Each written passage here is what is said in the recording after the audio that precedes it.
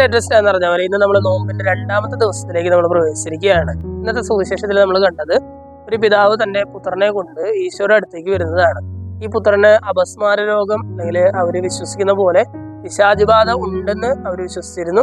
ആ മകനെയും കൊണ്ട് ആ പിതാവ് ഈശോയുടെ ശിഷ്യന്മാരുടെ അടുത്തേക്ക് വരുന്നു. അവന്റെ രോഗം സുഖമാക്കാനായിട്ടല്ലേ, പിശാചിനെ പുറത്താക്കാനായിട്ട് ശിഷ്യന്മാർക്ക് സാധിക്കുന്നില്ല. ആ ശിഷ്യന്മാരോട് ഇവര് തർക്കിച്ചുകൊണ്ടിരിക്കുകയാണ്.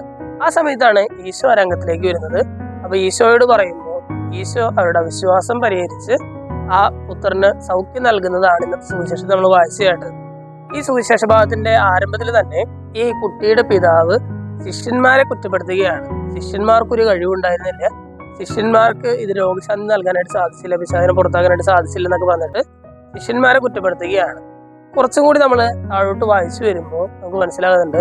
കുറച്ചും കൂടി കഴിയുമ്പോൾ ഈശോ പറയുന്നുണ്ട്, നിങ്ങളുടെ വിശ്വാസരാഹിത്യം കാരണമാണ് ഇവിടെ അത്ഭുതം നടക്കാതിരുന്നത് പറയുമ്പോൾ ആ പിതാവ് പറയുകയാണ്, എന്റെ അവിശ്വാസം പരിഹരിച്ച് ഇവന് സൗഖ്യം നൽകണമെന്ന് പ്രാർത്ഥിക്കുകയാണ്. സ്നേഹമുള്ളവരെ, ഈ രോഗിയായ ബാലന്റെ പിതാവിന്റെ ജീവിതത്തിലേക്ക് നമ്മൾ നിർത്തി നോക്കി. അതായത് ഇദ്ദേഹം ആദ്യം മറ്റുള്ളവരുടെ ജീവിതത്തിലേക്കായിരുന്നു നോക്കിക്കൊണ്ടിരുന്നത്. മറ്റുള്ളവരിൽ ചില കുറവുകളുണ്ട്, ഈശോയുടെ ശിഷ്യന്മാരിൽ ചില കുറവുകളുണ്ട്, അവരുടെ ജീവിതത്തിൽ കുറച്ച് കുറവുകളുണ്ട്, പോരായ്മകളുണ്ട് എന്നൊക്കെ പറഞ്ഞിരുന്ന മനുഷ്യൻ ഒടുവിലാവുമ്പോൾ പതുക്കെ പതുക്കെ ഈശോയുടെ അടുത്ത് സംസാരിച്ച് വരുമ്പോൾ ഇയാൾ പറയുകയാണ്, എന്റെ അവിശ്വാസം പരിഹരിച്ച് എന്റെ മകന് രോഗശാന്തി നൽകണമെന്ന് പ്രാർത്ഥിക്കുകയാണ്.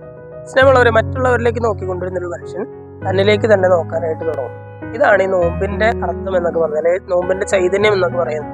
മറ്റുള്ളവരിലേക്ക് നോക്കിക്കൊണ്ടിരുന്ന ഞാൻ, അല്ലെങ്കിൽ ലോകത്തിലേക്ക് നോക്കിക്കൊണ്ടിരുന്ന ഞാൻ ഈ ഒരു 50 ദിവസം എൻ്റെ ഉള്ളിലേക്ക് തന്നെ നോക്കാനായിട്ട് ശ്രമിക്കുകയാണ്. അല്ലെങ്കിൽ എൻ്റെ ജീവിതത്തിൽ തന്നെ ഞാനൊന്ന് എക്സാമിൻ ചെയ്യാനായിട്ട് പരിശ്രമിക്കുകയാണ്. എൻ്റെ ജീവിതത്തിലെ ചില കുറവുകളെ, പോരായ്മകളെ കണ്ടെത്താനായിട്ട് ശ്രമിക്കുകയാണ്. ഇന്നത്തെ സുവിശേഷത്തിലെ ഈ പിതാവ് നമ്മളെ പഠിപ്പിക്കുന്നത് പോലെ തന്നെ നമ്മുടെ ജീവിതത്തിലേക്ക് തിരിഞ്ഞു നോക്കി നമ്മുടെ ജീവിതത്തിലെ പോരായ്മകൾ കണ്ടെത്തുവാനും അത് പരിഹരിക്കുവാനുള്ള കൃപയ്ക്കായിട്ട് നമുക്ക് പ്രാർത്ഥിക്കാം. ദൈവം നമ്മെല്ലാവരെയും സമൃദ്ധമായിട്ട് അനുഗ്രഹിക്കും.